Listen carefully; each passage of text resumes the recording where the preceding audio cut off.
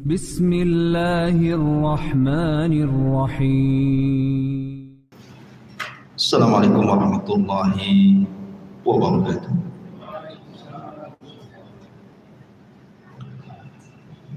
Alhamdulillah wassalatu wassalamu ala Rasulillah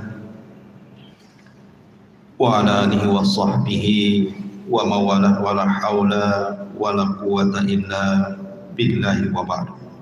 Ma'asyiral muslimin yang dimuliakan Allah Subhanahu wa taala. Bicara tentang bapaknya para nabi, berarti kita bicara tentang Nabiullah Ibrahim alaihi salatu wassalam. Menarik kisah Ibrahim ini diceritakan karena kisahnya itu hampir mirip dengan kisah Nabi kita. Begitu juga Nabi SAW diutus di sebuah kaum yang juga para penyembah berhala. Jadi sama-sama ada kemiripan. Dua-duanya diutus kepada umat para penyembah berhala. Yang beriman dari kerabatnya tidak banyak. Ibrahim yang beriman hanya Lut saja keponakannya. Maka Nabi SAW juga sama, tidak banyak dari keluarga yang beriman. Di permulaan dakwah hanya beberapa orang yang beriman saja. Kemudian juga Ibrahim alaihi salatu wassalam membangun Ka'bah. Kemudian juga mensyariatkan haji. Maka Nabi SAW juga sama, mensyariatkan haji, bahkan memasukkan haji itu satu di antara rukun Islam. Kemudian juga hijrah. Ibrahim hijrah dari Irak menuju beberapa negeri, ya, dari Irak menuju Syam, kemudian hijrah lagi dari Syam menuju Mesir, kemudian dari Mesir balik lagi ke Syam, kemudian ke Mekah.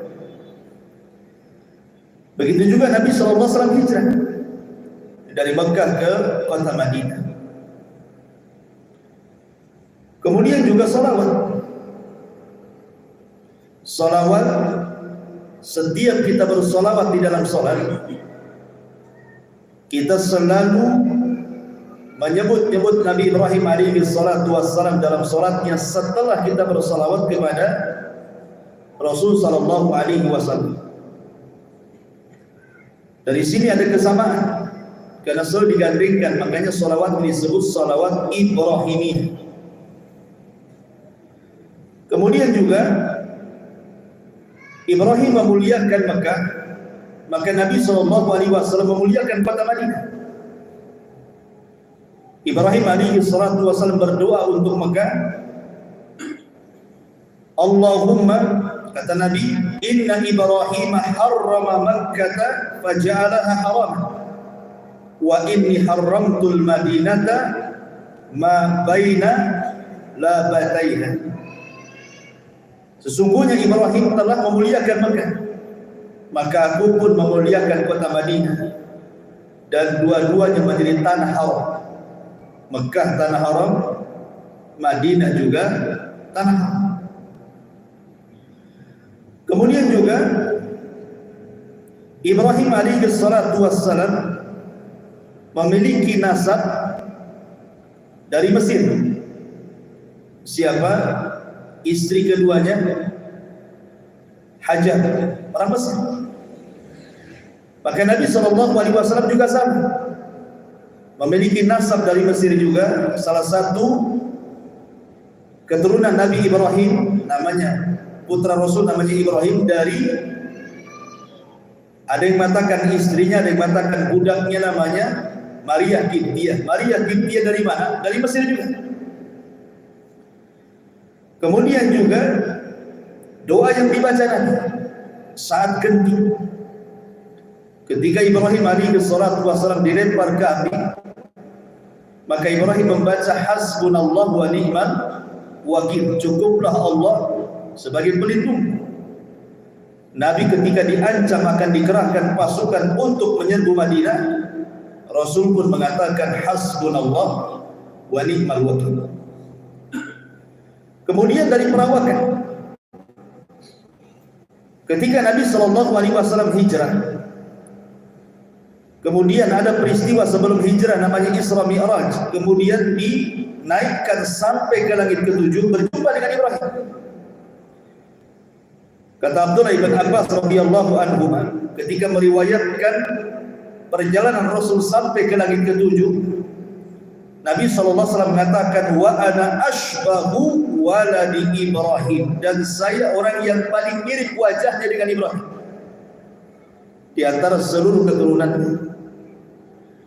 Dari sini menunjukkan bahwa ada erat kaitan Rasul dengan Nabi Ibrahim alaihi salatu wassalam.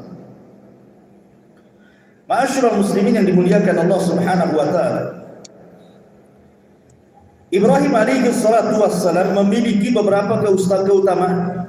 Yang pertama, Allah Subhanahu wa taala sebutkan dalam surah Al-Baqarah 124, inni ja'iluka lin-nasi imam. Sesungguhnya kami jadikan kau Ibrahim imam, seorang imam.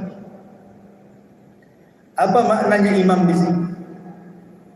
Maknanya bahwa setiap kebaikan seluruh manusia itu ada pada Ibrahim. Kalau cerita ibadah, maka Ibrahim orang yang paling taat.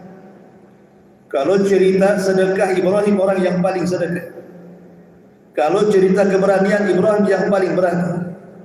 Kalau cerita kebaikan, Ibrahim banyak berbuat baik. Artinya kebaikan umat itu terkumpul pada Ibrahim. Itu disebut imam.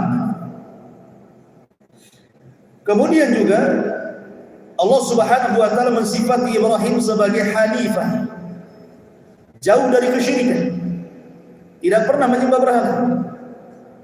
Bahkan ketika kecil dia menjual berhala ayahnya, Ibrahim hanya mengatakan kepada manusia, ishtaru ma la yadfa wa la yadur. Kalau kalian ingin beli Tuhan, ini saya punya Tuhan, tapi tidak bermanfaat bagi kalian dan tidak mendatangkan madarat. Kira-kira kalau jualan kayak gini laku? Ya enggak laku lah. Kemudian juga di antara keutamaan Ibrahim, Ibrahim orang yang pertama kali mengajarkan bagaimana cara menjamu tamu, bagaimana caranya memuliakan tamu. Kemudian juga Ibrahim alaihissalam orang yang pertama kali dikhitan, sehingga syariat khitan menjadi syariat bagi umat Islam. Kemudian juga dia orang yang pertama mencukur kumis dan rambut kemaluan. Dan dalam Islam menjadi khamsun minal fitrah, 5 perkara termasuk fitrah, sunnah diamalkan adalah mencukur kumis dan mencukur bulu kemaluan. Kemudian juga Ibrahim alaihi salatu wassalam orang yang pertama kali melihat uban. Ketika dia melihat uban, kalau orang dulu kan ngaca bukan di cermin tapi ngaca di air. Tengok air, wajah kita ada di air. Kemudian Ibrahim melihat uban di kepalanya. Kemudian Ibrahim mengatakan, ya Rabb, apa ini? Maka Allah Subhanahu wa taala mengatakan, waqarah, itu supaya engkau introspeksi bahwa engkau sudah tua, engkau harus lebih bijak lagi. Maka Nabi Ibrahim mengatakan, Allahumma zidni waqara. Kalau begitu ya Rabb, tambahkan kebijakan diri. Maknanya kalau sudah uban, jangan jadi anak-anak lagi, gitu maksudnya. Karena uban itu tanda tua. Dan kalau sudah tua lebih bijak lagi. Maka Ibrahim minta agar dilebihkan kebijakannya lagi, supaya lebih bijaksana lagi dan adil dalam bicara. Kemudian di antara para nabi dan rasul, kita disuruh untuk mengikuti mereka, tetapi Allah hanya jadikan 2 nabi yang disebut dengan uswatun hasanah. Secara umum Allah mengatakan ulaikal ladzina hadallahu fabihudahu muqtadi. Mereka para nabi itu orang-orang yang Allah berikan hidayah, maka ikutilah hidayah mereka. Tetapi yang dijadikan uswatun hasanah hanya dua. Pertama Ibrahim, dan yang kedua Nabi kita. Dan itu disebutkan dalam Al-Quran, laqad kana lakum uswatun hasanatun fi Ibrahim.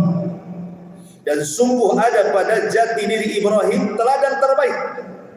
Dan Allah katakan kepada Rasul kita, laqad kana lakum fi Rasulillahi uswatun hasanah. Sungguh pada jati diri Rasul ada suri teladan terbaik. Artinya bahwa selain kita mengikuti Rasul kita Muhammad sallallahu alaihi wasallam, kita pun disuruh untuk mengikuti millatu Ibrahim, agama Ibrahim. Karena satu-satunya nabi yang dipuji oleh seluruh agama hanya Ibrahim. Orang Nasrani mengatakan Ibrahim nabi kami. Orang Yahudi mengatakan Ibrahim nabi kami. Orang Islam mengatakan Ibrahim juga adalah kakek daripada nabi kita.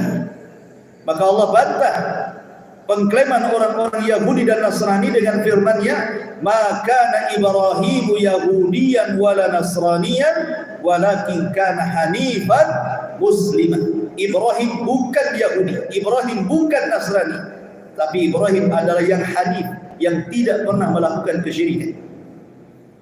Karena orang Yahudi berbuat syirik, menganggap Uzair anak Tuhan, sebagaimana Nasrani juga berbuat syirik, mengatakan Isa anak Tuhan, bahkan dikatakan Tuhan. Ibrahim tidak punya agama seperti itu. Ma'asyiral muslimin yang dimuliakan Allah Subhanahu wa taala, baik kita masuk pada kisah Ibrahim alaihi salatu wassalam. Bagaimana kisah? Ma'asyiral muslimin yang dimuliakan Allah Azza wa Jalla, Al-Quran menyebutkan Ibrahim, kalimat Ibrahim dengan nama Ibrahim itu sebanyak 69 kali. Dan termasuk kisahnya lengkap. Termasuk kisahnya lengkap, Ibrahim lengkap, Nabi Musa lengkap, Nabi Yusuf lengkap. Ya. Dan beberapa nabi ada yang lengkap. Walaupun secara umum 25 nabi dan rasul yang dicantumkan dalam Al-Quran itu kisahnya global saja. Bahkan ada yang tidak dikisahkan seperti Dzulkifli dan Al-Yasa, tidak dikisahkan, hanya namanya saja dicantumkan dalam surah Al-An'am. Tapi Ibrahim ini cukup lengkap sehingga enak kita menceritakan. Dan banyak pelajaran yang kita akan petik dari kisah Ibrahim alaihi salatu wassalam. Ibrahim alaihi salatu wassalam di tempat di mana Namrud berkuasa, di negeri yang disebut dengan Babil atau Babylon. Disinilah kemudian Ibrahim alaihi salatu wassalam menjadi nabi yang hidup di tengah-tengah orang-orang yang melakukan persembahan kepada berhala. Karena orang-orang yang menyembah berhala di zaman Nabi Ibrahim itu banyak sekali. Hampir semua makhluk Allah disuruh Ibrahim. Ada yang menyembah matahari, ada yang menyembah bulan, ada yang menyembah bintang, ada yang menyembah berhala. Seperti yang dibuat oleh ayahnya Azar Ibrahim, dia pembuat patung kemudian dijual dan disembah. Bahkan ada juga yang kemudian menyembah Namrud. Namrud disembah. Ma'asyiral muslimin yang dimuliakan, jadi kompleks gitu ya. Sesembahan kaum Ibrahim itu bermacam-macam. Dan ini pula yang kemudian mengasas dunia perdukunan hari ini. Salah satu dunia perdukunan hari ini ada istilah namanya munajjim atau ahli nujum, di mana meramal dengan cara menggunakan zodiak perbintangan, meyakini bahwa bintang-bintang di langit itu punya pengaruh kepada setiap peristiwa yang ada di bumi.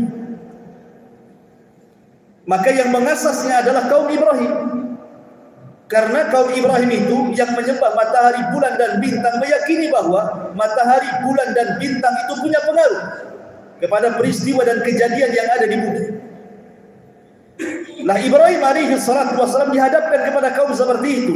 Rupanya ilmu nujum yang mengarah kepada perdukunan itu menjadi sebuah pengasas ilmu perdukunan pada hari yang disebut dengan munajim. Mungkin Bapak masih kecil dulu, sekarang kan sudah tua nih. Dulu kan kita sering ya di tabloid-tabloid, di majalah-majalah, di koran-koran itu kan ada tuh zodiak perbintangan yang 12 tuh. Mesti ada tuh, kalau dulu itu ada di tabloid tuh. Mesti ada, apalagi di koran nasional tuh dicantumkan tuh 12 bintang itu. Mulai daripada bintang Leo, bintang Virgo, bintang apa. Kemudian di situ dijelaskan tuh kalau lahirnya dari tanggal sekian bulan sekian sampai tanggal sekian bulan sekian, kemudian nasibnya seperti ini. Kalau dalam rumah tangga cek, kalau dalam perjualbelian gagal, kalau dalam ini begini, sampai ke nasib diceritakan. Sampai dulu orang cari jodoh tanya bintang dulu. Bintangmu apa? Bintang saya Leo bang, oh bintang saya Virgo, nggak cocok. Kalau diteruskan ini masalah katanya. Saya harus cari bintang yang lain. Jadi orang dulu itu sampai cari jodoh, itu tanya bintang dulu. Jadi yang mengatur perjodohan itu bicara soal bintang, sampai kepada nasib. Makanya Imam Qurtubi rahimahullahu ta'ala membantah tentang dunia perdukunan yang menganggap bahwa bintang-bintang itu memiliki taksir pengaruh. Sebenarnya ini hanya iddi'a'u ilmil ghaib, hanya pengakuan saja, sok tahu tentang perkara gaib.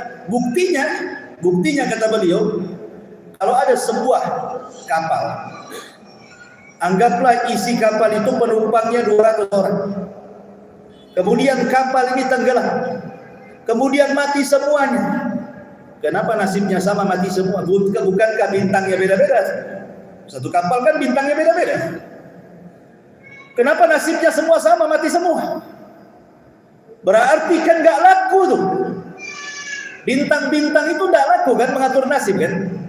Sebab kalau seandainya bintang-bintang itu kemudian menentukan nasib, mestilah dari sekian ratus orang itu ada yang selamat karena bintangnya ini, gitu ya. Kenapa mati semua nasibnya sama? Atau umpamanya nih ada orang yang kembar 3, banyak kali di 3, 2 aja lah kembarnya. Orang kembar itu kan lahir di satu perut, tanggalnya sama, harinya sama. Setelah besar yang satu jadi direktur, yang satu jadi pemulung. Nah, kenapa beda? Ya kan? Padahal harinya sama, bulannya sama, tahunnya sama. Kenapa nasibnya beda? Berarti nggak benar itu ilmu nujum itu. Ya karena ilmu nujum itu adalah ilmu kesyirikan, menganggap bahwa bintang itu Tuhan. Makanya kata Nabi SAW, man iktabasa ilman nujum faqad iktabasa syirkan zada mazah. Siapa yang mendalami ilmu dunia perbintangan, maka dia telah mendalami ilmu kesyirikan. Makin tambah mempelajari, makin tambah kesyirikannya kata Nabi. Karena 2 hal. Pertama, menjadikan bintang itu Tuhan. Yang kedua, mengklaim dia mengetahui perkara yang gaib. Cukup 2 hukum ini saja, bahwa dunia ini dunia kesyirikan. Maka setiap peramalan itu tidak benar. Lah yang mengasas dunia ahli nujum ini adalah di zaman Nabi Ibrahim. Umatnya Ibrahim itu mereka pengasas ilmu perdukunan ini, bahwa langit itu memiliki pengaruh kepada bumi. Tetapi tentu tidak semua ilmu nujum diharamkan, berbau syirik, tidak. Kalau ilmu nujum itu hanya sekedar digunakan ilmu tasir saja. Ilmu tasir itu maksudnya hanya untuk digunakan penunjuk arah, bintang sebagai penunjuk arah, ataupun untuk menentukan hari-hari, bulan-bulan, seperti besok ini tanggal 10 Dzulhijjah, besok tanggal 10 Muharram, besok bulan Ramadan, ya tidak apa-apa, bagus. Atau arah kiblat, mantap kalau begitu ya. Atau yang digunakan oleh BMKG mengukur perakiraan cuaca, itu tidak masalah. Yang jadi masalah itu kalau seandainya ada keyakinan bahwa bintang-bintang itu punya pengaruh kepada kehidupan yang ada di bumi, khususnya nasib manusia, itu yang tak boleh. Karena nasib manusia itu mulai daripada umur dia mulai dari rizki dia, mulai dari bahagia dan celaka dia, itu sudah ditulis di Lauhil Mahfuz, tidak ada kaitan dengan dunia perbintangan. Bahkan malaikat diutus ketika janin usia 4 bulan, dicatat lagi rizkinya, dicatat lagi jodohnya, dicatat lagi bahagianya, dicatat lagi celakanya. Ngapain kemudian bicara tentang bintang-bintang lagi? Kamu semua sudah dicatat. Ma'asyiral muslimin yang dimuliakan Allah Azza wa Jalla, kembali kepada kisah. Lah Ibrahim ini tumbuh di Babil. Bapaknya namanya Azar. Dia pembuat patung atau pemahat patung. Dia penjual patung. Dia penyeru manusia untuk menyembah patung. Dia pun menyembah patung. Dia pun mengambil hasil dari jualan patung. Lihat bagaimana gilanya akal orang musyrik ini. Macam mana Tuhan dibuat sendiri, kemudian diperjualbelikan, diambil hasilnya, kemudian disembah dan mengajak orang menyembah. Masa Tuhan seperti ini? Ini yang kemudian diingkari oleh Ibrahim. Karena sebagian ulama tafsir mengatakan ketika menceritakan tentang kisah Ibrahim seperti Imam Ibnu Jarir At-Tabari dan yang lainnya, bahwa bintang-bintang yang mereka sembah itu kemudian disulap oleh tukang-tukang pahat pembuat berhala, dijadikan bentuk berhala. Umpamanya ada bintang simbolnya kambing, maka dibuat berhala bentuk kambing gitu ya. Ada simbol bentuk kalajengking, maka dibuat jenis kalajengking. Begitu dibuat umpamanya singa, dibuatlah macam singa. Jadi patung-patung itu disesuaikan dengan simbol-simbol perbintangan. Sehingga mereka meyakini bahwa ini patung ini, bintang ini untuk menyembuhkan. Kalau cari rezeki patungnya yang ini, kalau cari jodoh patungnya yang ini, kalau cari kerjaan patungnya yang ini. Banyak kali Tuhan. Makanya saya teringat seorang dai dari Malaysia itu. Dia mu'alaf.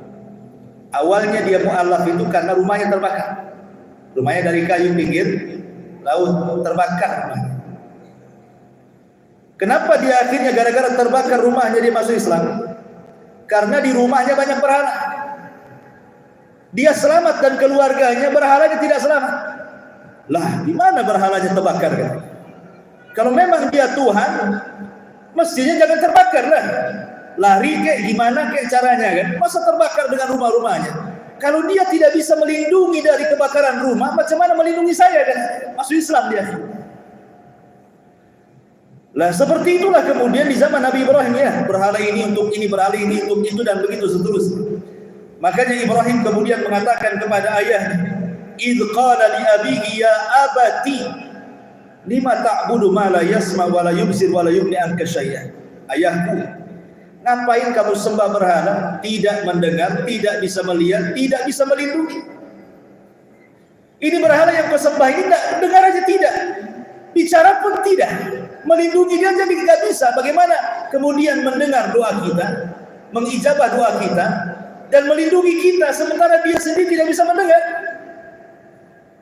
Tetapi ayahnya karena sudah gelap dengan kesyirikan, marah dan mengatakan, "Ya Ibrahim, aragibun anta an alihatina ya Ibrahim?"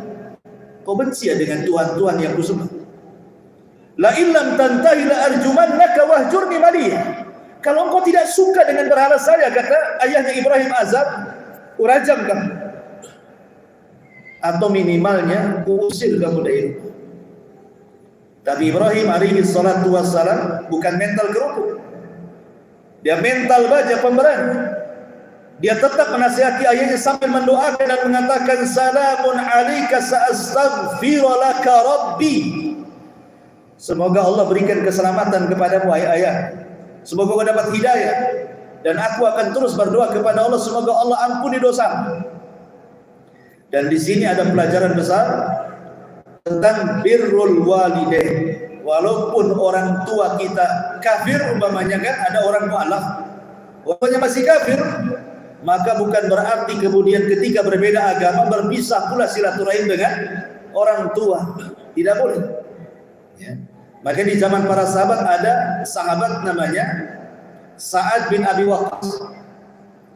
Sa'ad bin Abi Waqqas ini ketika masuk Islam, ibunya kafir. Ibunya masih kafir. Kemudian ibunya memaksakan dia, Sa'ad, kalau engkau terus mengikuti agama Muhammad, ibumu akan bunuh diri.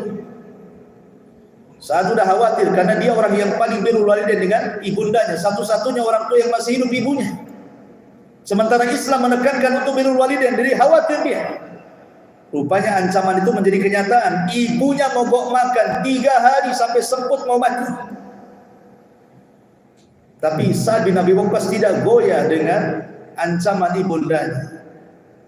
Sampai dia mengatakan kepada ibundanya, "Ya ummi, lau kanat laki mi'atu nafsan, lau kanat laki mi'atu nafsin, summa kharajti nafsan, ma kharajtu an-din." Wa ibundaku, kalau engkau punya nyawa 100, kau keluarkan satu-satu dan mengancam aku untuk keluar dari agama Muhammad, demi Allah aku tidak akan keluar. Dari sini turun ayat, wa in jahadaka ala an tusyrika bima laisa laka bihi ilmun fala tuti'huma. Kalau orang tua memaksakan kamu untuk menyekutukan Allah, jangan taati keduanya. Tetapi di ujung ayat Allah mengatakan apa?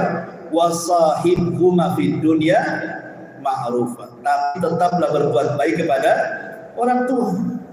Ya. Tetap berbuat baik kepada orang tua. Walaupun orang tua kafir, tapi tetap berbuat baik kepada mereka sebuah kewajiban. Kecuali kalau orang tuanya memerangi Islam. Karena ada di zaman sahabat, orang sahabat membunuh orang tuanya. Siapa namanya? Abu Ubaidah ibnul Jarrah. Ketika dalam peperangan ayahnya ingin membunuh Nabi, maka dia menjadi menjadi pembela Nabi SAW dan mengatakan kepadanya, jangan kau bunuh Nabi.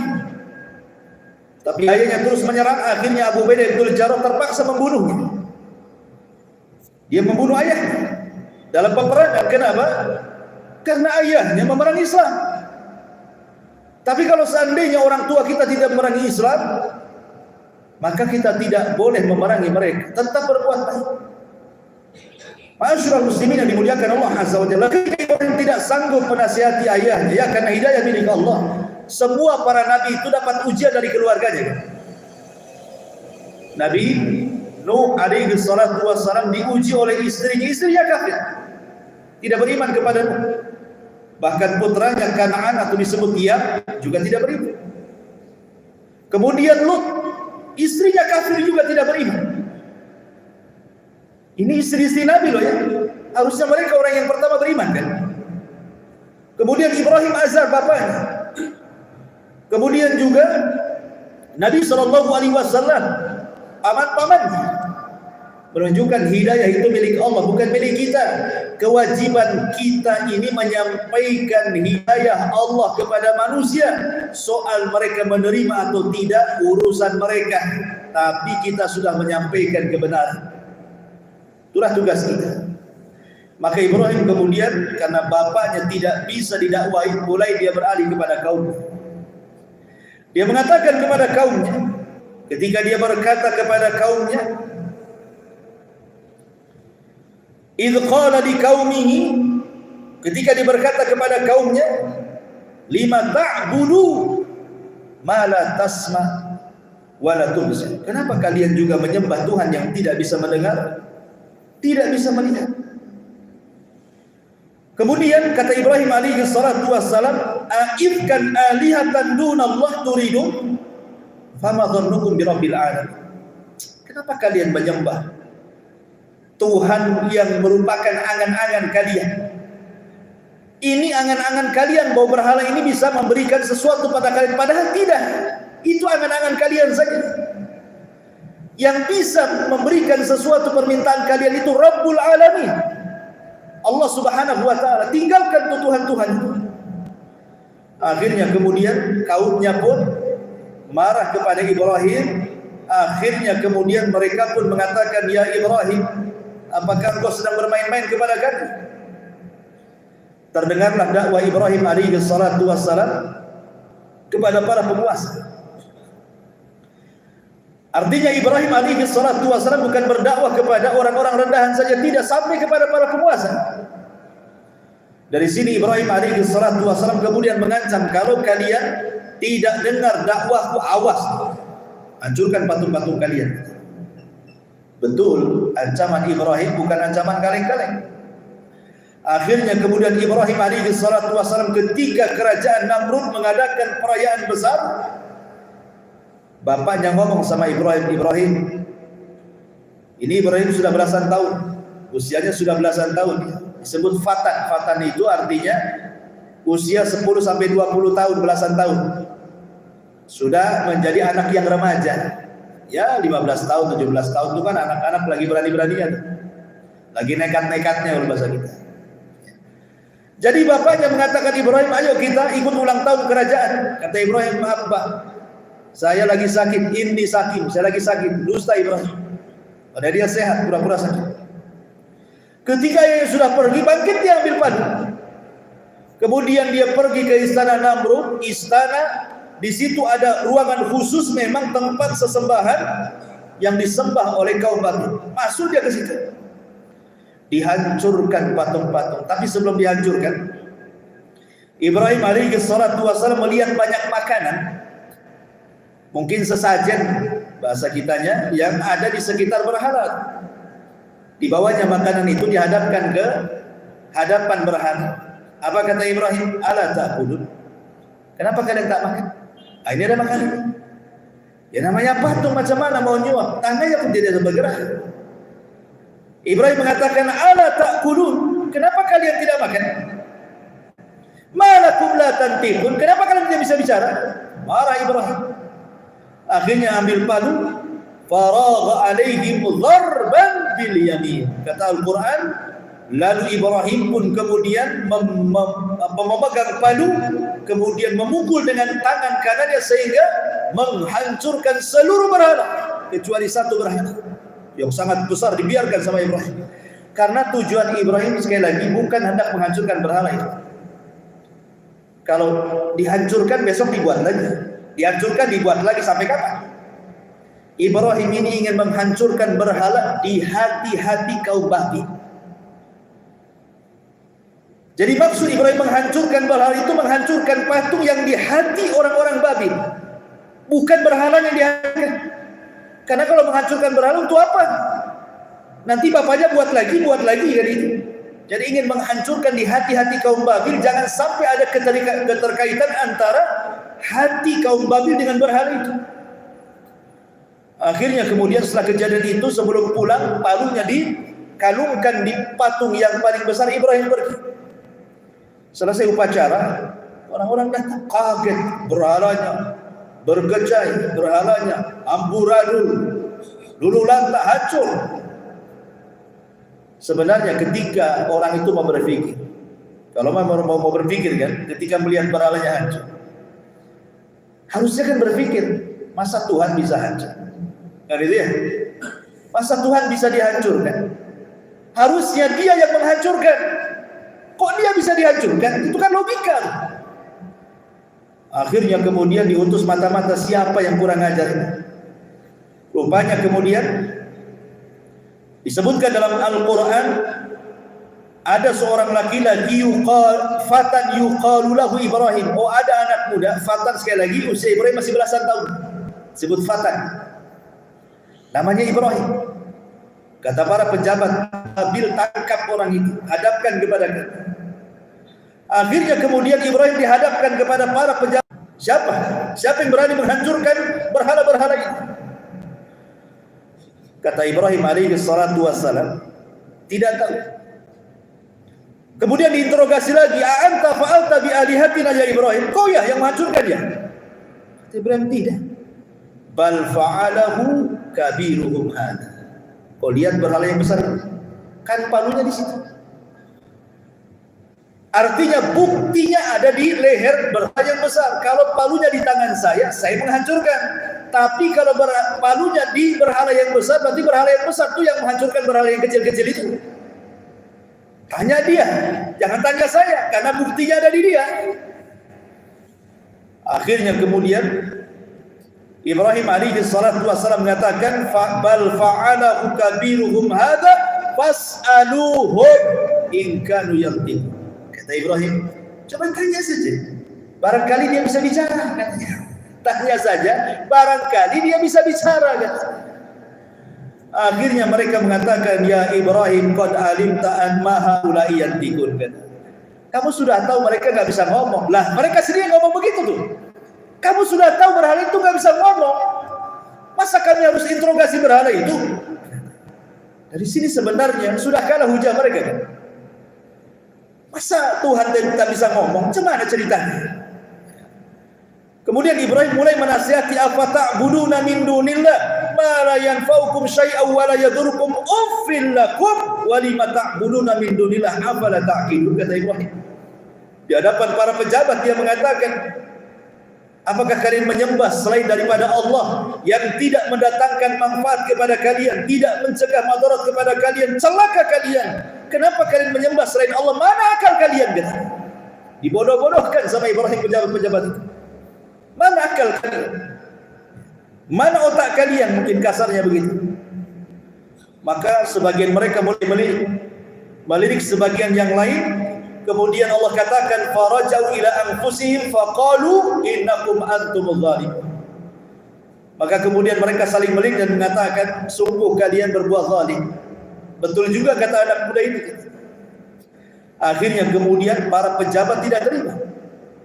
Kemudian mereka mengatakan qalu harriquhu wansuru alihatakum in kuntum fa'ilin. Mereka mengatakan para pejabatnya ini tidak bisa dibiarkan. Bakar anak ini. Bela Tuhan-Tuhan kalian. Jangan diam saja. Akhirnya kemudian Ibrahim ditangkap dan diikat. Kemudian disidang. Kemudian divonis, dihukum bakar.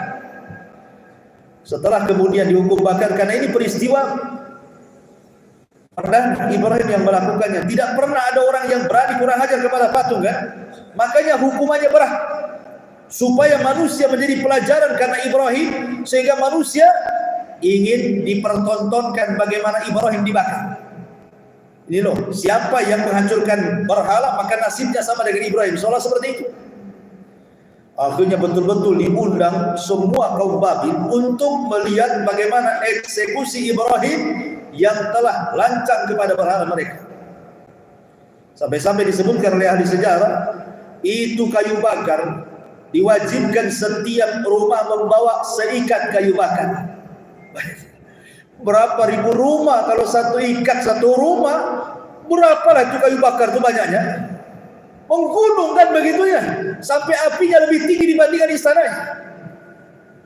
Ketika kemudian api sudah dinyalakan, api sudah berkobar, Ibrahim ini masih di luar sengaja dilempar biar manusia menyaksikannya.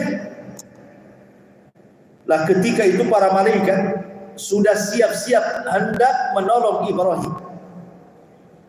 Malaikat yang menurunkan hujan siap menurunkan hujan. Malaikat penjaga bukit dan gunung siap menimpakan bukitnya ke dalam api. Bahkan Jibril alaihi salatu wassalam siap mengambil Ibrahim. Bahkan malaikat penjaga bumi siap kemudian membuat gempa supaya apinya terobos ke dalam bumi. Jadi para malaikat itu sudah pada siap. Bahkan seluruh hewan-hewan meniup-niup supaya padam kecuali satu, namanya wazak. Bahasa kitanya toke ataupun cicak. Makanya kenapa kemudian toke dan cicak itu jangan dipelihara.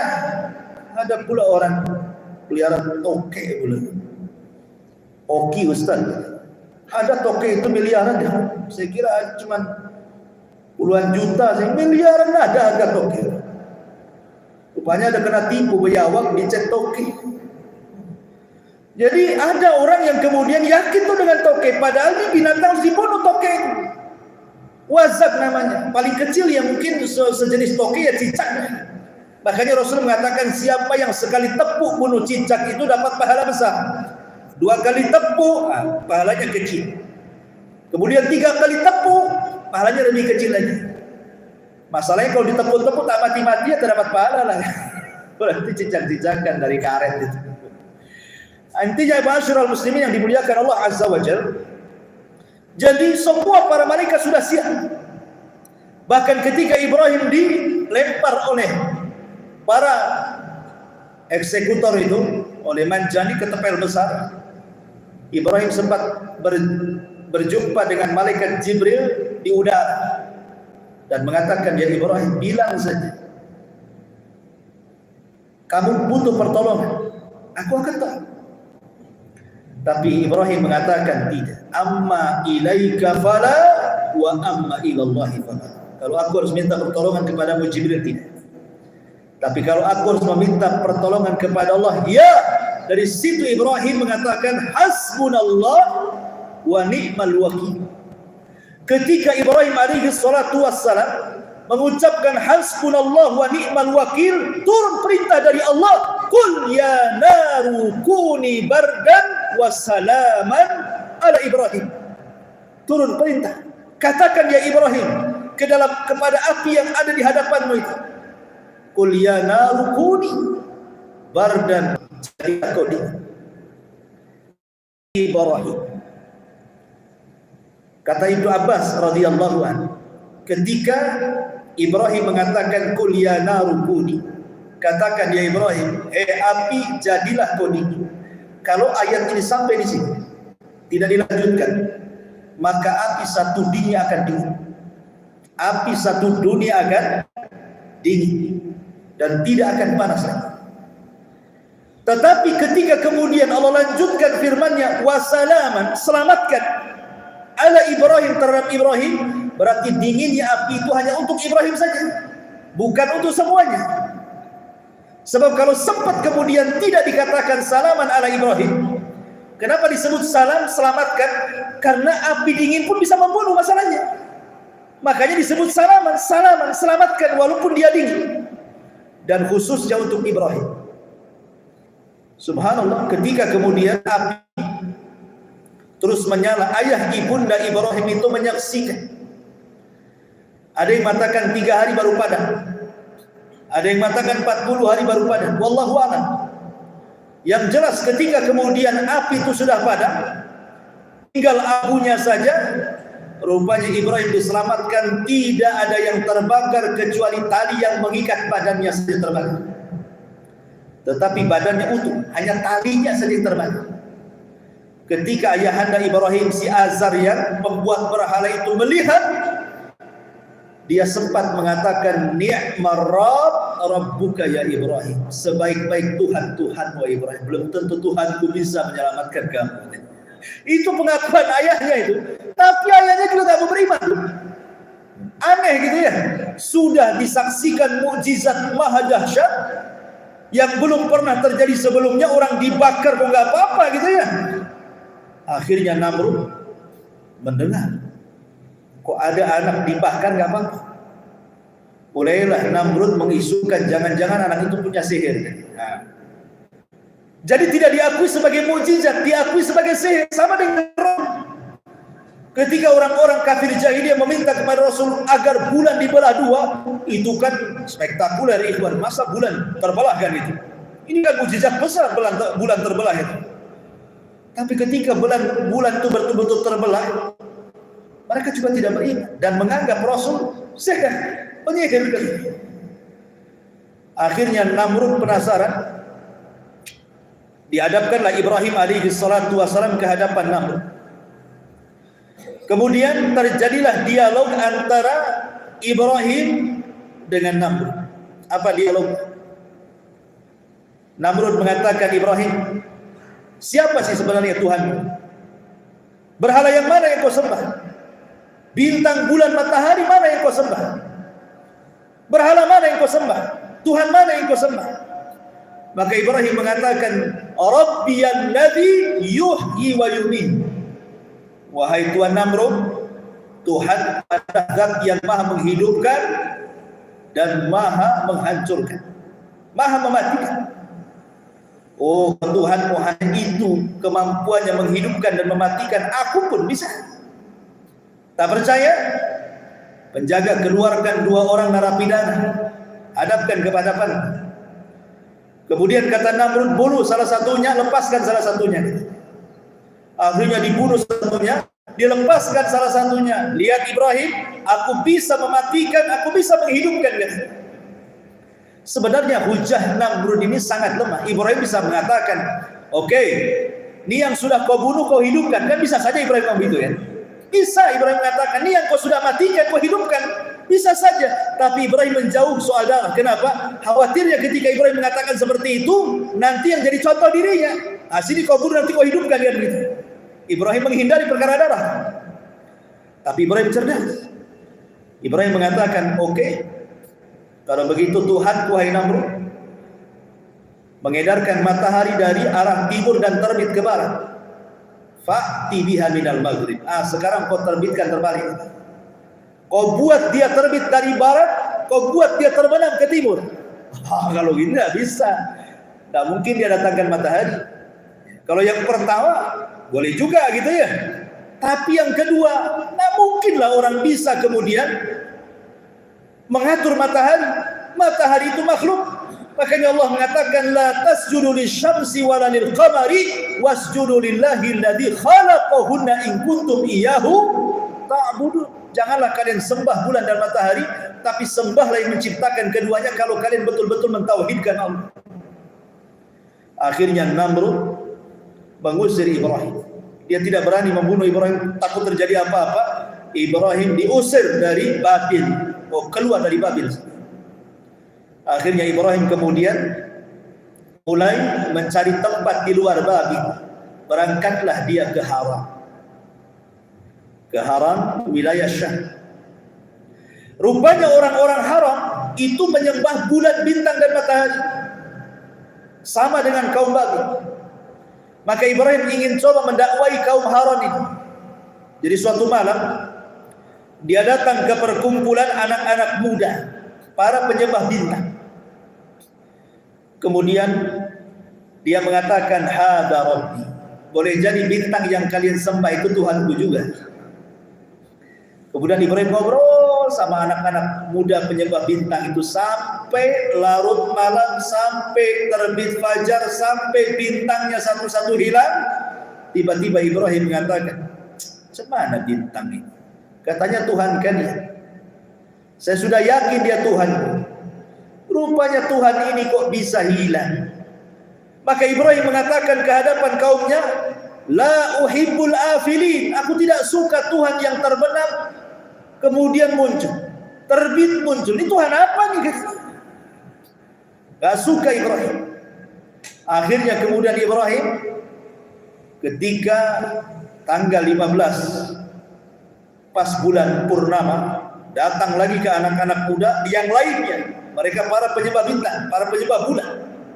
Ibrahim mengatakan, "Hada Rabbi, jangan jadi Tuhanku juga nih bulan." Tapi sekali lagi nasib bulan sama dengan bintang. Kalau sudah subuh hilanglah bulan itu. Ganti paginya dengan matahari. Maka Ibrahim mengatakan di hadapan kaum penyembah bulan itu dan mengatakan, "Falamma ra'al qamara bazighan qala hadha rabbi, falamma afala qala la illam yahdini rabbi la akunanna minal qaumidh dhalim." Sungguh kalian umat yang sesat. Kemudian ketika di keesokan harinya, ketika matahari terbit, dia datang ke anak-anak muda yang khusus penyembah matahari. Kemudian Ibrahim mengatakan, "Oh jangan-jangan Tuhanku ini lebih besar daripada bintang dan matahari, lebih besar daripada bintang dan bulan," katanya. "Hada Rabbi, hada akbar," katanya. "Oh ini lebih besar lagi nih." Tapi sekali lagi matahari pun tenggelam. Maka Ibrahim mengatakan di hadapan kaumnya, setelah berlepas diri dari mereka, "Qala ya qaumi inni bari'un mimma tusyrikun." Ya kaumku, aku berlepas diri dari Tuhan yang kalian sembah. Mau bintang, mau bulan, mau matahari, gak benar semua. Tetapi memang Allah takdirkan, sebagaimana di Babil tidak ada yang beriman kecuali satu orang Lut, di Haran juga tidak ada yang beriman. Terpaksa Ibrahim harus hijrah. Setelah dia menikah dengan istrinya Sarah dan Sarah pun beriman kepada syariat suaminya Ibrahim dan juga Lut, maka 3 orang mulia ini akhirnya hijrah dari Haram ke mana? Ke Palestina. Hijrah di Palestina. Tetapi karena memang Palestina waktu itu ketika Ibrahim datang terjadi paceklik hebat, sehingga Ibrahim tidak bisa mencari maisha di Palestina. Karena memang terjadi paceklik waktu. Maka Ibrahim coba mengadu nasib hijrah lagi kemana? Ke Mesir. Ibrahim cukup lama tinggal di Mesir. Masalahnya Ibrahim alaihi salatu wassalam tidak diberikan karunia anak dengan istri pertamanya Sarah. Ditambah kemudian Ibrahim itu tinggal di sebuah tempat yang rajanya itu sangat zalim. Di mana rajanya ini kalau melihat ada perempuan cantik, maka suaminya akan dibunuh, istrinya akan diambil. Nah, Ibrahim alaihi salatu wassalam memiliki istri yang terkenal dengan kecantikannya. Sarah itu cantik sampai-sampai disebutkan ahli sejarah memiliki separuh kecantikan Hawa, sebagaimana Yusuf diberikan separuh ketampanan Adam. Mulailah diketahui oleh masyarakat kecantikan Sarah ini sampai ke telinga raja. Akhirnya raja mengutus pasukan untuk menculik Sarah dan membunuh suaminya Ibrahim. Ibrahim mendengar, maka Ibrahim ngomong sama istrinya, wahai istri, ini raja zalim. Aku tidak bisa melindungi kamu karena kekuatan mereka kuat. Raja ini kalau melihat ada wanita cantik dia akan bunuh suaminya. Sebaiknya kau jangan mengakui istri saya. Bilang saja kalau ditanya soal saya, bilang saja itu saudara. Dan saya akan katakan kamu saudari. Maksudnya saudara seagama, karena tidak ada yang beriman kecuali istri dan Ibrahim saja gitu maksudnya. Tapi tauriah namanya ya, supaya jangan ketahuan. Tetapi tetap saja Sarah diangkut sama prajurit itu. Namanya wanita cantik, nggak peduli punya suami nggak punya suami, ya diangkut juga, dihadapkan ke raja. Jika melihat kecantikan Sarah, melelehlah raja. Mulai kemudian raja hendak menjamah Sarah itu. Maka Sarah kemudian berdoa kepada Allah Subhanahu wa taala. Apa doanya? Allahumma in kunta ta'lam anni qad amantu bika wa bi rasuli wa ahsantu farji illa ala zawji fala tusallit alayya hadzal fajir. Kata Sarah di hadapan raja yang zalim, ya Allah, engkau tahu aku ini telah beriman kepada Nabi, kepada Rasulmu Ibrahim, dan aku berusaha menjaga kehormatanku kecuali kepada suamiku. Tiba-tiba sang raja di hadapanku akan menjamah diriku. Fala tusallit alaiha ya Rabb, jangan kuasakan aku kepada dia. Akhirnya doa ini melesat ke langit dan Allah ijabah. Ketika raja hendak mendekat, tiba-tiba setruk tidak bisa bergerak. Kemudian raja mengatakan kepada wanita atau kepada Sarah, ketakutan, dia mulai ketakutan. Dia punya, jangan-jangan tukang sihir, dia punya mantra pula. Kemudian dia mengatakan kepada Sarah ini, tolonglah aku, lepaskan ikatan yang ada pada badan, nanti ku lepaskan. Akhirnya kemudian Sarah berdoa, akhirnya setruknya hilang, bisa bergerak lagi. Tapi Namrud masih penasaran ini, Raja Mesir ini masih penasaran ini, ingin menjamah wanita itu, Sarah itu. Akhirnya Sarah berdoa dengan doa yang sama, setruk lagi dia tidak bisa bergerak. Sampai 3 kali berturut-turut, raja ini sangat ketakutan, disangkanya di depannya tukang sihir. Padahal itu karomah. Beda karomah dengan sihir ya. Karena Sarah itu wanita beriman. Berarti kalau punya keanehan itu namanya karomah.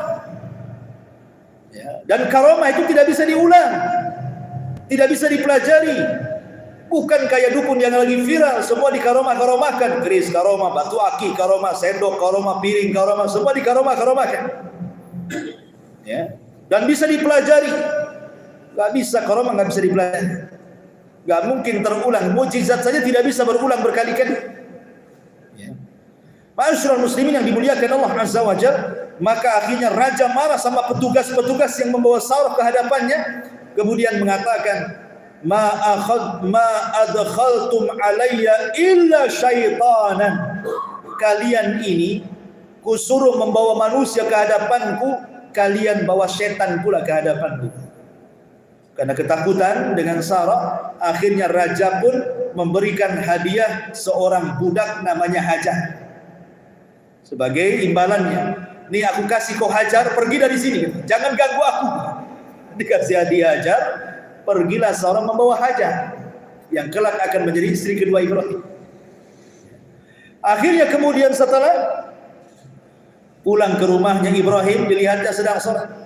Dari sini kata para ulama, keselamatan Sarah ini tidak lepas daripada sholatnya Ibrahim. Makanya Rasul mengatakan, kalau kalian sedang ada kesulitan, fafza'u ila shalah, bersegeralah sholat. Jadi kalau ada masalah, ada musibah gitu ya, yang antum tidak bisa keluar dari situ, sholat. Minta diurai musibah. Maka yakin, kalau kita yakin sekali dengan hadis Rasul, maka insya Allah musibah yang sangat besar itu akan terurai sedikit demi sedikit. Minimalnya akan bawa ketenangan dan kita bisa menghadapi. Sebagaimana Ibrahim alaihi salatu wassalam. Akhirnya karena sudah tidak nyaman tinggal di Mesir, ancaman para raja dan juga para prajurit, akhirnya Ibrahim pun balik lagi ke Palestina. Mulailah dia punya kehidupan baru di Palestina. Di sini kemudian Ibrahim alaihi salatu wasallam mengembangkan pertanian, mengembangkan peternakan, sehingga lambat laun Ibrahim menjadi kaya raya. Dan lambat laun orang-orang Palestina mulai beriman kepada Ibrahim. Akhirnya satu-satu mulai beriman, akhirnya ramailah pengikut Ibrahim alaihi salatu wasallam di Palestina. Kemudian menyebar ke beberapa daerah. Lah Ibrahim alaihi salatu wassalam ketika berada di Palestina dikenal akhlaknya. Salah satunya adalah Ibrahim dikenal sebagai orang yang pertama kali menjamu tamu. Sampai Ibrahim itu punya peternakan unta, di mana peternakan unta itu dikhususkan untuk menjamu tamu. Jadi ada penangkaran unta yang khusus dibisniskan, ada penangkaran unta yang khusus untuk menjamu tamu saja. Jadi setiap ada tamu sembeli satu unta, setiap ada tamu sembeli satu unta. Saking royalnya Ibrahim. Ya, setiap satu tamu disembelikan itu satu ekor unta. Kan luar biasa. Makanya Ibrahim itu adalah orang yang mengajarkan bagaimana menjamu tamu. Seperti itulah menjamu tamu. Makanya tamu itu betah di rumah Ibrahim. Ya, kalau bertamu pasti makan daging unta, bertamu makan daging unta, dan tamu tidak betah di rumah antum karena setiap bertamu aqua gelas, tamu aqua gelas, malas lah, gitu. Ya minimalnya nasi padang lah kan gitu, supaya nggak kapok gitu ya tamunya datang. Jadi ma'asyiral muslimin, karena tamu itu bawa berkah, jangan salah, karena disebut tamu itu maksudnya yang punya masalah, ya. Tamu itu bukan yang dekat, bukan antum tiba. Kemudian orang Batu Aji datang ke rumah antum, itu disebut tamu, itu bukan tamu. Tamu disebut tamu itu kalau jaraknya masafah safar. Orang Tanjung Pinang datang ke rumah antum, itu disebut tamu namanya. Dia punya hak 3 hari. Ya kan? Antum punya hak 3 hari ngasih makan. Nraktir kemana lah, ke warung-warung mana di sini. Tapi kalau dekat bukan tamu, sedang silaturahim dia. Ya nggak apa-apa, kalau gelas udah apa-apa. Itu kan bukan tamu, dia kan hanya silaturahim saja. Udah syukur dikasih minum ya. Tapi yang dimaksud tamu secara syar'i itu yang memiliki masafah safar, orang jauh, gitu ya. Itulah yang membawa keberkahan, karena dia seorang musafir masalahnya, dan doanya musafir mustajab. Doanya musafir itu mustajab. Baik. Akhirnya kemudian Ibrahim alaihi salatu wasallam lama tinggal di Palestina, usia sudah menua, istrinya sudah menua, tak kunjung punya anak. Maka berinisiatiflah Sarah agar Ibrahim menikah dengan Hajar budaknya. Udahlah bang, menikah aja dengan Hajar, mudah-mudahan dapat anak. Istri yang baik mencarikan istri kedua bagi suami, dan saya yakin istri itu dapat. Jadi istri Ibrahim ini menyarikan kepada Ibrahim istri kedua, dicarikan Hajar. Akhirnya setelah menikah dengan Ibrahim, Allah takdirkan tidak lama punya anak. Rupanya Ibrahim sayang pula dengan anak, cemburu pula Sarah ini. Terkadang ada istri yang sok-sok mencarikan istri kedua bagi suaminya, setelah nampak suaminya sayang ke istri kedua, cemburu pula di istri pertama. Kayak Ibrahim ini.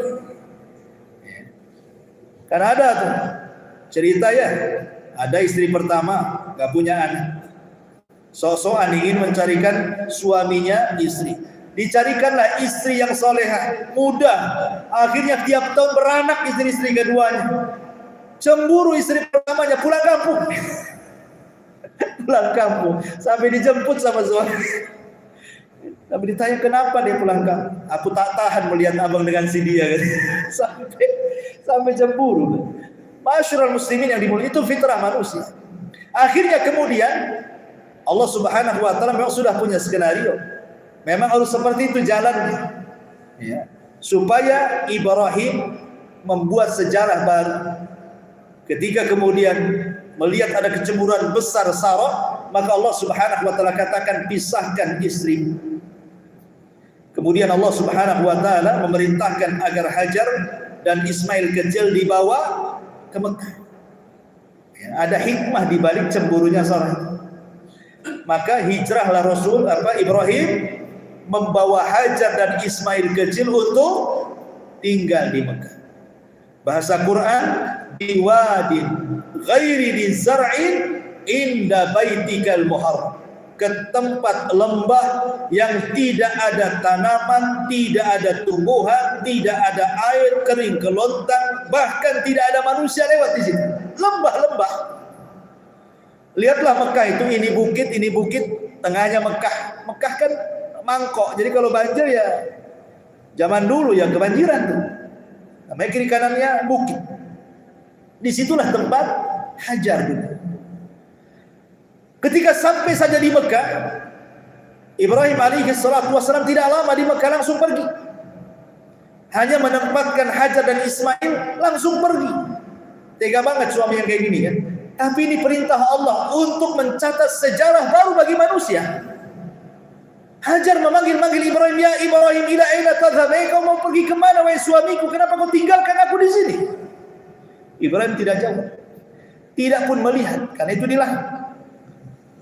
Tetapi kemudian Hajar wanita cerdas, dia mengatakan, ya Ibrahim, apakah ini perintah Allah? Apakah ini perintah Allah?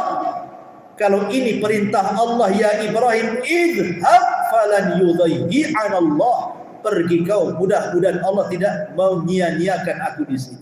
Dari sini ada kaidah, man taraka syai'an lillahi awwadallahu khairan minhu. Barang siapa yang meninggalkan sesuatu karena Allah, Allah ganti yang lebih baik lagi. Ibrahim meninggalkan Hajar karena Allah. Bukan karena tega-teganya hendak membuang Hajar, tidak. Ini perintah Allah kan. Ditinggalkan, tapi Allah berikan yang lebih baik. Kelak ketika Hajar tinggal di situ, rupanya pengasas Mekah di situ. Muncul Ka'bah di situ. Satu dunia haji di situ. Makanya jangan ragu-ragu meninggalkan riba. Nanti Allah kasih rezeki yang terbaik selain riba. Jangan ragu-ragu meninggalkan pekerjaan haram. Nanti Allah cari yang halal yang jauh lebih baik lagi. Jangan ragu meninggalkan maksiat. Nanti Allah akan berikan yang lebih baik lagi dari hal-hal yang halal itu. Man taraka syai'an lillah awwadallahu khairan minhu. Barang siapa meninggalkan sesuatu karena Allah, ganti. Itu kaidah itu. Masyarul muslimin yang dimuliakan Allah Azza wa Jalla. Akhirnya Ibrahim pergi. Setelah jauh Hajar sudah tak tampak, barulah dia menghadap ke tempat Hajar yang ditinggalkan. Dia berdoa kepada Allah untuk kemakmuran negeri Mekah. Kemudian pergi ke Palestina. Hajar yang ditinggal ini, ikhwan, bersama anak bayi. Bayangkan anak bayi yang masih nyusu, perbekalan hanya bisa dimakan dan minum beberapa hari saja. Setelah kemudian hampir menipis tuh, sibuklah Hajar harus cari makan kemana untuk bayi dan diri, harus cari minum kemana. Terpaksalah dia kemudian putar-putar di Bukit Safa dan Marwah. Kadang ke Safa, kadang ke Marwah, kadang ke Safa. Kayak orang bingung. Kan tentu cari yang tinggi kan. Mudah-mudahan mungkin dari ketinggian Nampala di sana ada air, rupanya Fata Morgana. Sampai 7 kali putaran dan menjadi syariat sa'i kan. Akhirnya kemudian karena dia khawatir Ismail menangis, maka dia bergegas kemudian dari Safa langsung ke tempat Ismail. Tiba-tiba dia melihat ada Jibril yang sedang berdiri di samping kaki Ismail. kemudian menghentakkan kakinya di bawah kaki Ismail, keluar air yang kelak disebut Zam-Zam. Nah, di sini cerita Zam-Zam. Kenapa air itu disebut Zam-Zam? Karena saking bahagianya Hajar itu, ada air, dia langsung membendung, memindahkan, pamannya mengeruk tanah di bendung, keruk lagi tanah di bendung. Dalam bahasa Arab itu disebut zam, zam, zam. Jadi sambil mengeruk tanah itu zam, zam, zam. Nah, gitu ya. Jadi membendung itu disebut zam, zam. Kata Nabi SAW, kalau Hajar tidak membendung air Zam-Zam, tentu akan jadi sungai Zam-Zam. Maka sejak itu air itu disebut air Zam-Zam. Ma'asyiral muslimin yang dimuliakan Allah Azza wa Jalla. Akhirnya kemudian datanglah burung dari mana-mana, karena sudah ada air, tentu ada burung yang mencari minum. Maka tersesatlah satu kabilah Jurhum dari Yaman. Mereka kehabisan bekal, kehabisan minum. Makanan ada tapi tidak ada air, percuma yang dimakan. Bisa mati kan itu. Makanan banyak tapi tak ada minum, percuma. Jadi suku Jurhum ini tersesat. Dari kejauhan dia melihat ada burung, bersitu di situ ada air. Didekatilah oleh suku Jurhum, rupanya di situ ada seorang wanita sama bayi dan betul ada air. Tapi suku Jurhum ini sukunya yang baik. Araqul qulub, mereka lembut hatinya. Kalau mereka jahat, sementara air itu berharga sekali di zaman itu, tentu bisa saja dia membunuh Hajar dan putranya kan untuk mengambil air. Tapi mereka orang baik-baik. Akhirnya kemudian dengan cara baik mereka meminta air. Kata Hajar, silahkan tapi barter dengan makanan, supaya makanannya ada, minuman sudah ada. Kalau nggak ada makan pun susah kan gitu ya. Akhirnya dibuatlah barter minuman dan makanan. Sehingga sebuah rutinitas apabila kemudian suku Jurhum ini kalau dari Yaman ke Mekah, maka mampir di situ untuk mengambil air, kemudian barter dengan makanan.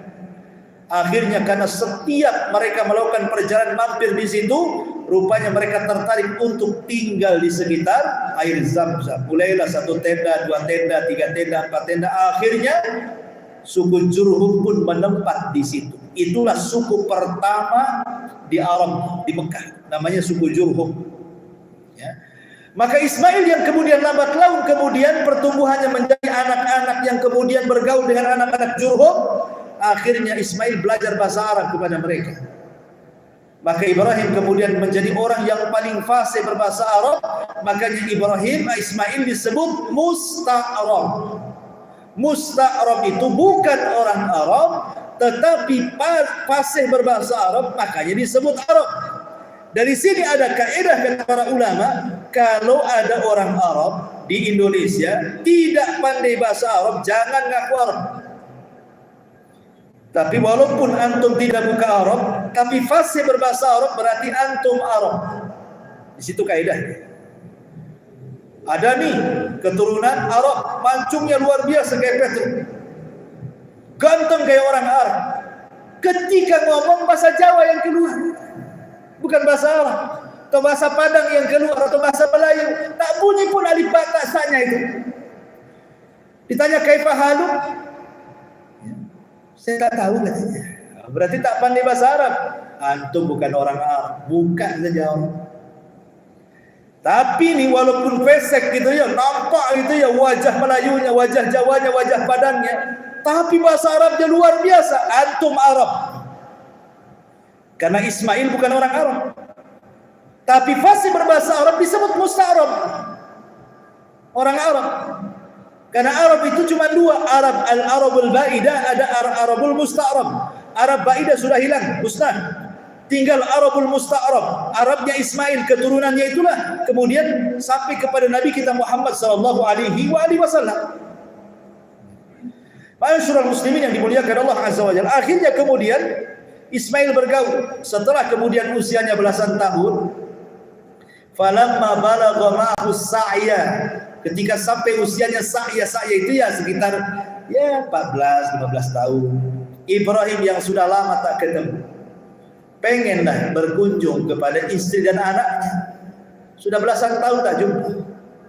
Berangkatlah Ibrahim dari Palestina, kemudian memastikan mereka masih hidup, datanglah ke Mekah. Rupanya sudah jadi perkampungan di situ. Diijabah doanya Ibrahim.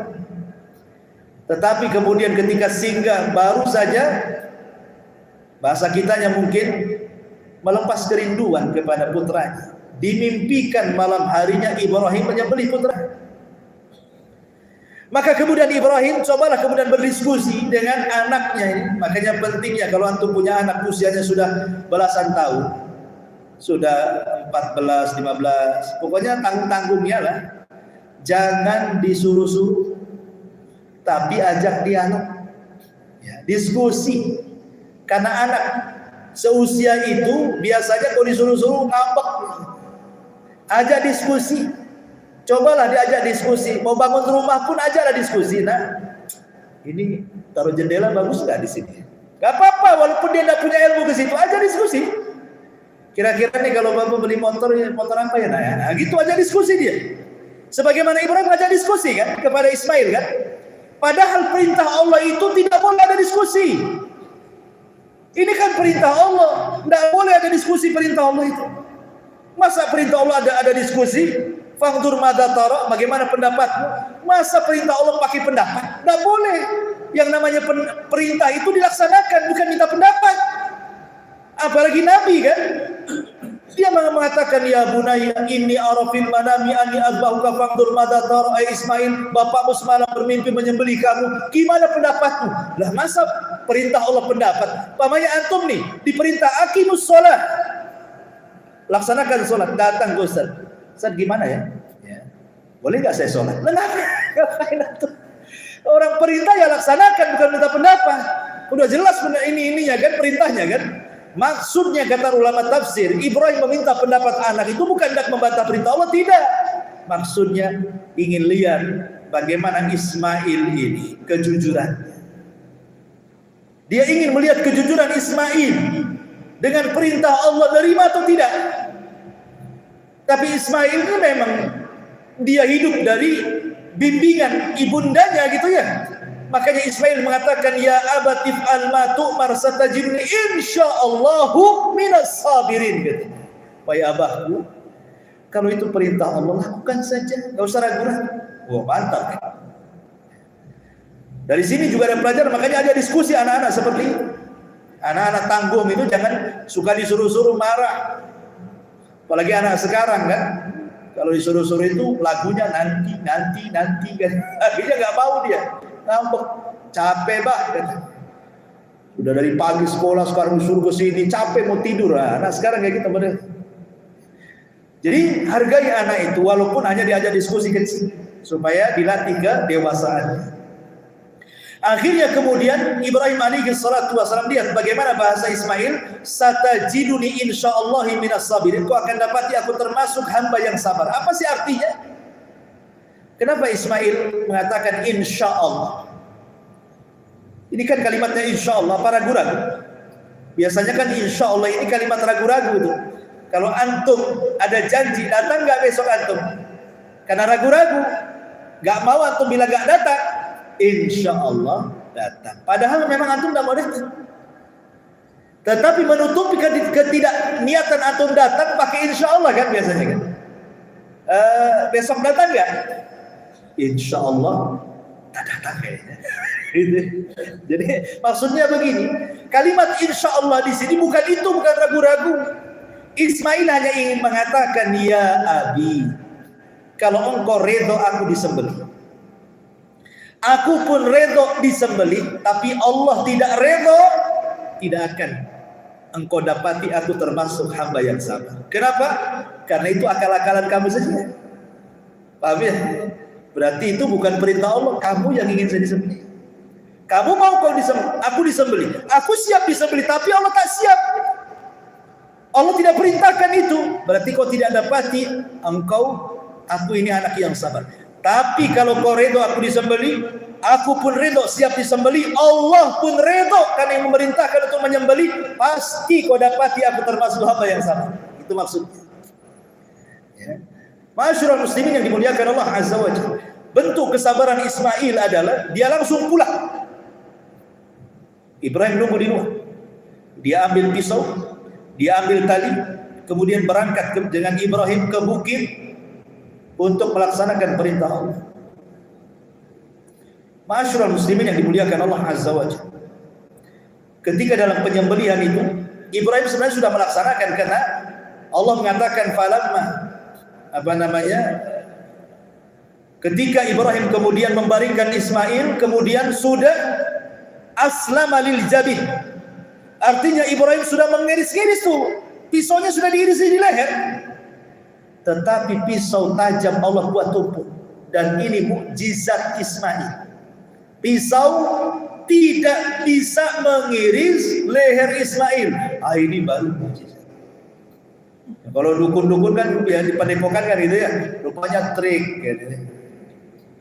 Rupanya itu tumpul tuh golot. Iyalah nggak luka. Coba pakai cutter gitu ya. Kita yang iris, jangan dia yang iris. Sampai ada seorang dokter itu kasih 1 miliar. Kalau dia tidak bisa disayat dengan pisau operasi, saya kasih 1 miliar. Nggak ada satu dukun yang datang pun. Berarti dukun itu tak ada yang kebal. Mereka itu kebalnya cuma satu, kebal muka. Itu betul. Kebal malu ya. Mereka nggak ada ya orang-orang dukun itu. Kebal malu saja mereka. Bohong. Jadi ketika kemudian Ibrahim sudah mengiris-iris, kok tidak bisa juga. Berarti Ibrahim betul-betul melaksanakan perintah Allah. Dia memurnikan kecintaannya hanya kepada Allah dan tidak dikalahkan dengan kecintaan kepada anaknya. Dari ataslah datang suara, ya ayya Ibrahim, qad saddaqta ru'ya. Ibrahim, kau sudah membenarkan mimpimu, kau sudah lolos. Maka datanglah kambing dari surga, kemudian diganti Ismail dengan kambing dari disembelih. Inilah awal kisah syariat kurban. Ma'asyiral muslimin yang dimuliakan Allah Azza wa Jalla. Kemudian setelah itu Ibrahim alaihi salatu wassalam mengajak Ismail yang sudah menginjak remaja, sudah 17-14 tahun, 18 tahun, hampir 20 tahun kan, untuk membangun Ka'bah. Istilah pertama kali Ka'bah dibangun. Bukan membangun dari awal, tidak, karena pondasinya sudah ada. Yang bangun ada yang mengatakan malaikat. Cuman meninggikan saja Ka'bah. Setelah kemudian Ka'bah ditinggikan dan sudah jadi, maka Ibrahim kemudian disuruh oleh Allah untuk menyuruh manusia supaya datang ke Ka'bah ini dalam rangka syariat haji. Ibrahim bingung, ya Rabb, mana mungkin saya harus berjalan ke arah timur, barat, utara, selatan untuk memberitahu bahwa manusia suruh haji. Tapi Allah mengatakan, ya Ibrahim, ya, kewajiban kamu hanya berteriak, aku yang menyampaikan suaramu ke ujung-ujung arah ini. Itu mukjizat Ibrahim. Dia berteriak dan suaranya Allah sampaikan ke ujung barat, ujung timur, ujung selatan, dan ujung utara. Sehingga setiap yang mendapatkan bisikan teriakan Ibrahim, tahwi ilaihi, maka hatinya akan cenderung datang ke Ka'bah. Ya, sampai hari ini Ka'bah itu tidak bosan orang berkunjung kan? Ada orang yang umrah berkali-kali, ada orang yang haji berkali-kali, enggak bosan. Pengen ke sana, kalau perlu punya travel, berbolak-balik ke sana. Ya. Ma'asyiral muslimin yang dimuliakan. Lah setelah itu kemudian Ibrahim pulang kembali ke Palestina. Setelah pulang ke Palestina, maka tiba-tiba kemudian datanglah 3 malaikat bertamu kepada Ibrahim. Menjelma anak-anak muda yang kekar, yang ganteng, yang gagah gitu ya. Ibrahim ini sekali lagi lembut orangnya, suka menjamu tamu. Disangkanya orang, ya dimasakkanlah unta. Dia tidak tahu malaikat tak makan tak minum. Tapi sebagai bentuk penghormatan Ibrahim, dia namanya aja dikira manusia, ya dihidangkanlah itu makanan yang banyak di meja. Setiap Ibrahim mengatakan kulu, makan.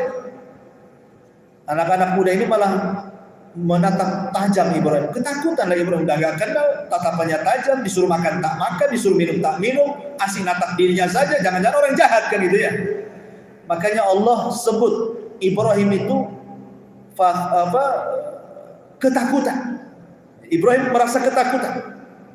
Fa khawfa minhum jazah. Ibrahim merasa ketakutan sehingga Allah Subhanahu wa taala katakan kepada Ibrahim, tenang wahai Ibrahim, itu malaikat. Ketika Ibrahim tahu itu malaikat, baru dia tenang. Kemudian Jibril ngomong, ya Ibrahim, aku ditugaskan Allah untuk 2 perkara. Pertama, engkau akan punya keturunan dari istrimu. Istrinya dengar di dapur, tertawa dia, fadhahiqat, tertawa dia. Oh, mungkin bahasa kitanya kakak.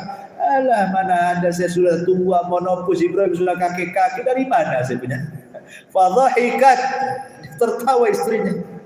Percaya nggak percaya? Ada yang mengatakan dhahiqat itu tiba-tiba dia keluar haid. Ya. Ma'asyiral muslimin yang dimuliakan Allah Azza wa Jalla, makanya dhahik, tertawa dalam bahasa Ibrani itu disebut ishaq. Makanya anaknya disebut Ishak. Ishak itu artinya tertawa dalam bahasa Ibrani. Jadi akhirnya kemudian kata malaikat ini, yang kedua, aku disuruh menghancurkan negeri Sodom. Karena keponakan Ibrahim diutus ke Sodom karena Nabi Lut. Sampai Ibrahim khawatir dengan Lut, tetapi Jibril mengatakan tenang, ponakan akan selamat. Saya akan menghancurkan Sodom saja, ponakan akan selamat. Akhirnya kemudian setelah menghabarkan kelahiran Ishak dan cucunya Yakub, maka betul setelah itu tiba-tiba Sarah pun hamil. Kemudian melahirkan Ishak. Dan Ibrahim menyaksikan Ishak sampai besar, sampai menikah. Kemudian Ishak juga melahirkan anak kembar, namanya Is, yang merupakan bapaknya orang-orang Romawi, dan yang kedua Yakub adiknya, yang kemudian disebut Israel, dan kelak dari anak-anak Yakub disebut Bani Israel. Kemudian baru Ibrahim meninggal setelah lahirnya Yakub. Lah Ibrahim alaihi salatu wassalam setelah menua, punya anak Ishak, punya cucu Yakub, kemudian Sarah pun meninggal. Maka Ibrahim kemudian hijrah ke Mekah ingin menemui Hajar, tapi Allah takdirkan Hajar pun meninggal juga di sana. Ibrahim tidak tahu. Tetapi Ismail sudah menikah dengan seorang wanita Jurhum. Akhirnya Ibrahim ingin menguji istri Ismail ini. Istrinya Ismail tidak tahu mertuanya, karena tidak pernah ketemu. Datanglah kemudian ke rumah Ismail, disangkanya orang lain. Ibrahim bertanya soal kehidupan dia dan anaknya Ismail. Ya. Bagaimana makanan yang kau makan? Bi'sat ta'am, sejelek-jelek makanan yang dihidangkan suamiku, wahai kakek tua. Bagaimana minuman, sejelek-jelek minuman yang dihidangkan? Pokoknya semua dijelek-jelekkan Ismail. Itu marahlah Ibrahim. Akhirnya Ibrahim mengatakan, ini wanita tidak bersyukur. Kata Ibrahim, nanti ya kalau datang suamimu, saya boleh berpesan enggak? Bilang sama suamimu, ghayyir atabatadar. Kemudian Ibrahim pergi. Dia enggak ngaku dia mertuanya. Selang beberapa waktu Ismail datang. Kemudian istrinya cerita, wahai bang, tadi ada kakek tua, ini cirinya kayak gini. Celaka kau, itu bapakku mertuamu. Ngomong apa dia? Kata istrinya, tidak bang, dia berpesan tadi, ghayyir atabatadar. Abang suruh merubah tuh tangga depan rumah tuh. Kata Ismail, kau tahu nggak istilah itu? Istilah itu bahwa ayahku berpesan untuk menceraikan kamu. Disuruh dirubah, maksudnya disuruh ceraikan kamu, ganti orang lain. Diceraikanlah istri pertama Ismail ini karena su'ul akhlak, jelek akhlak. Ketika Ismail ini orang mulia di tengah-tengah Jurhum, terdengarlah oleh para tokoh-tokoh Jurhum di situ bahwa Ismail menceraikan istrinya gara-gara buruk akhlaknya. Akhirnya ada salah satu tokoh Jurhum punya anak perempuan yang soleh. Ditawarkan kepada Ismail, gimana kau nikah dengan pembesar Jurhum? Menikahlah Ismail dengan anak putri pembesar Jurhum yang kedua, dan rupanya itu istri yang sangat soleha, betul-betul soleha. Kemudian Ibrahim kali kedua datang lagi dari Palestina kan, ke Mekah ingin mengunjungi Ismail lagi. Rupanya sudah menikah dengan istri keduanya dan menceraikan istri pertamanya. Dia ingin mengetes istri keduanya. Cemana kamu dengan Ismail? Cemana makanannya? Cemana minuman yang dihidangkannya? Oh, dia puji semua suaminya, tak ada yang dicelanya. Maka Ibrahim mengatakan, boleh gak saya titip pesan untuk suamimu? Boleh. Apa pesannya? Thabit atabatadari. Bilang sama suaminya, jangan dirubah lagi tangga depan rumah. Karena sudah bagus ya kan, wanita soleha kan. Akhirnya pergilah Ibrahim. Kemudian Ismail datang, diceritakan sama istrinya, itu bapak kita, itu mertua. Ngomong apa dia gitu. Enggak bang, dia cuma ngomong sabit atabatanarik, jangan korobah lagi di tangga depan. Oh, berarti dia menyuruh agar kau tidak bercerai. Dari sini menunjukkan bahwa namanya orang tua tidak boleh melepas anaknya walaupun sudah menikah.